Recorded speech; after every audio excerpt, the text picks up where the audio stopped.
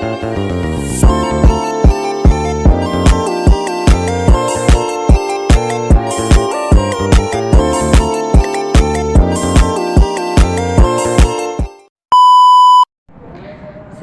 Assalamualaikum warahmatullahi wabarakatuh. Perkenalkan, nama saya Nur Aji Usman. Saya mahasiswa semester 4 program studi akuntansi Fakultas Ekonomi dan Bisnis di Universitas Hairun Ternate.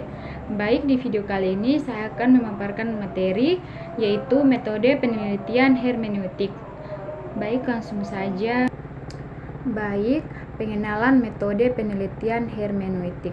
Metode penelitian hermeneutik adalah pendekatan yang digunakan dalam ilmu humaniora dan sosial untuk memahami dan menafsirkan teks, budaya, dan pengalaman manusia. Metode ini melibatkan proses interpretasi yang mendalam, di mana penelitian berusaha untuk memahami makna dan konteks di balik fenomena yang diamati. Hermeneutik menekankan pada pemahaman konteks historis, linguistik, dan budaya dalam upaya untuk mengungkap makna yang tersembunyi.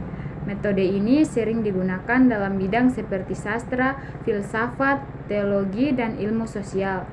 Baik, sejarah dan perkembangan metode ini 1 abad ke-18, metode hermeneutik mulai dikembangkan sebagai alat untuk menafsirkan teks religius. 2 abad ke-19, pendekatan hermeneutik mulai diterapkan dalam sejarah, sastra, dan filosofi.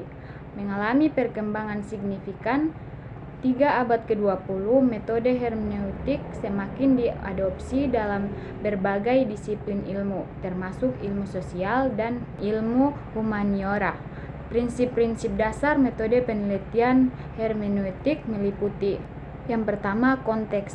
Penekanan pada pemahaman konteks historis, budaya, dan linguistik yang melingkupi teks atau fenomena yang ditafsirkan. Yang kedua, pemahaman subjektif.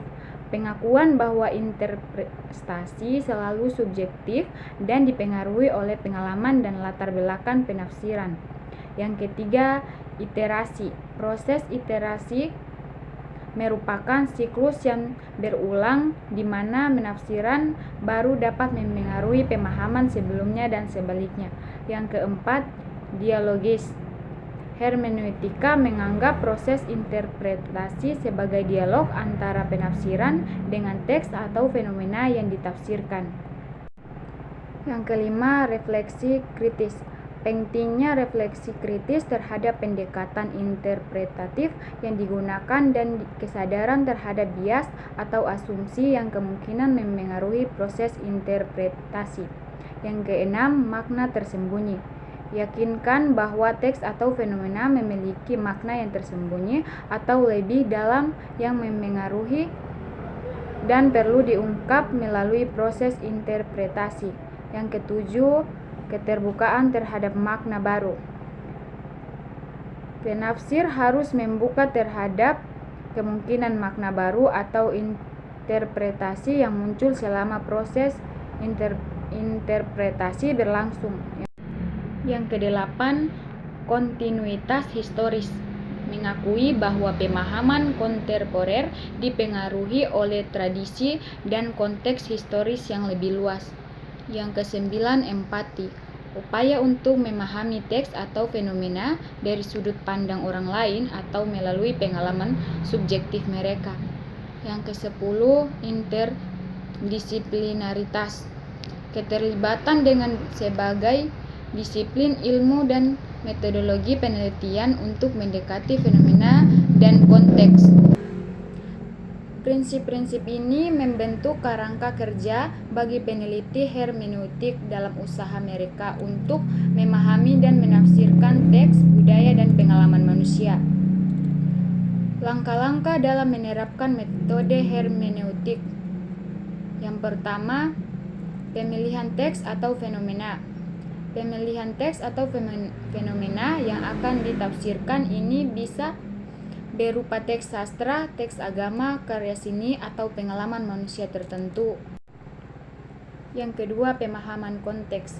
Lakukan analisis kontekstual untuk memahami latar belakang historis, budaya, dan linguistik yang melengkapi teks atau fenomena tersebut.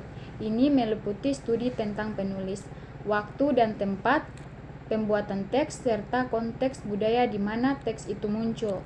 Yang ketiga, reading dan re-reading. Bacalah teks atau fenomena secara teliti dan berulang-ulang. Fokus pada setiap aspek teks termasuk kata-kata, struktur, tema, dan gaya penulis. Yang keempat, refleksi subjektif. Refleksikan pengalaman subjektif Anda saat membaca teks, apa yang Anda rasakan, pikirkan, atau pahami saat membaca. Catatlah refleksi-refleksi ini untuk membuat dan membentuk interpretasi Anda. Yang kelima, dialogis. Lakukan dialog dengan teks atau fenomena tersebut. Tanyakan pertanyaan-pertanyaan yang mendalam untuk menggali makna yang mungkin tersembunyi di balik teks tersebut. Yang keenam, konsultasi sumber tambahan. Rujuklah pada sumber-sumber tambahan seperti kritik, komentar, atau interpretasi yang telah Anda untuk mendapatkan sudut pandang yang lebih luas tentang teks atau fenomena tersebut. Yang ketujuh, pembentukan interpretasi. Berdasarkan pemahaman kontekstual, refleksi subjektif, dan dialog dengan teks, bentukan interpretasi Anda tentang makna teks atau fenomena tersebut. Yang kedelapan, uji coba interpretasi. Uji coba interpretasi Anda dengan kembali merujuk atau teks pada fenomena beserta mempertimbangkan tanggapan dari orang lain atau diskusi dengan komunitas akademik. Yang kesembilan, iterasi dan revisi. Jika diperlukan dan dilakukan iterasi revisi terhadap interpretasi Anda berdasarkan masukan dan pemahaman yang semakin mendalam. Yang kesepuluh, penulisan dan publikasi. Tulislah interpretasi Anda dalam bentuk makalah, artikel, atau karya akademik lainnya. Bagikan temuan Anda dengan komunitas ilmiah atau masyarakat yang relevan. Langkah-langkah ini membantu memandu peneliti dan proses pemahaman dan penafsiran yang mendalam terhadap teks atau fenomena yang diteliti menggunakan pendekatan hermeneutik. Kelebihan dan kelemahan metode hermeneutik. Kelebihan yang pertama, pemahaman yang mendalam. Metode hermeneutik memungkinkan peneliti untuk mendapatkan pemahaman yang mendalam tentang teks atau fenomena yang ditafsirkan dengan memperhatikan konteks historis, budaya, dan linguistik. Yang kedua, keterlibatan subjektif. Pendekatan hermeneutik memungkinkan peneliti untuk menggunakan pengalaman subjektif mereka sebagian dari proses interpretasi, sehingga memungkinkan untuk memahami teks atau fenomena dari berbagai sudut pandang. Yang ketiga, fleksibilitas. Hermeneutik dapat diterapkan pada berbagai jenis teks atau fenomena, melalui dari teks sastra dan teks agama, hingga karya seni dan pengalaman manusia, hingga memiliki fleksibilitas yang tinggi. Yang keempat, relevansi kontemporer. Metode hermeneutik memungkinkan untuk memahami makna teks atau fenomena dalam konteks kontemporer yang memungkinkan untuk mengaitkan teks atau fenomena tersebut dan isu-isu yang relevan dalam masyarakat saat ini. Kelemahan yang pertama, subjektivitas. Keterlibatan subjektif peneliti dalam proses interpretasi dapat menyebabkan keteranan terhadap bias individu, sehingga interpretasi dapat menjadi terlalu terkait dengan sudut pandang atau pemahaman pribadi peneliti. Baik, yang kedua, keterbatasan objektivitas. Metode hermeneutik kurang menekankan pada objektivitas dalam interpretasi, sehingga kadang-kadang sulit untuk memastikan keabsahan atau kebenaran interpretasi yang dihasilkan. Yang ketiga, keterbatasan reproduktif. Karena keterlibatan subjektif yang tinggi, sulit untuk menghasilkan interpretasi yang dapat direproduksi secara konsisten oleh peneliti lain, yang dapat mengurangi validitas hasil penelitian. Yang keempat, kompleksitas.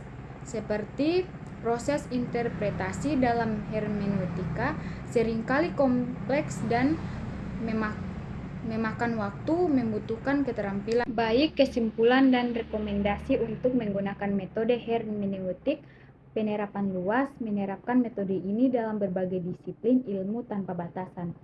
Kritikal dan reflektif mendorong pemikiran kritis dan refleksi mendalam dalam interpretasi teks. Mungkin hanya itu saja yang dapat saya sampaikan. Lebih dan kurangnya saya mohon maaf. Wabillahi taufiq wal hidayah. Wassalamualaikum warahmatullahi wabarakatuh.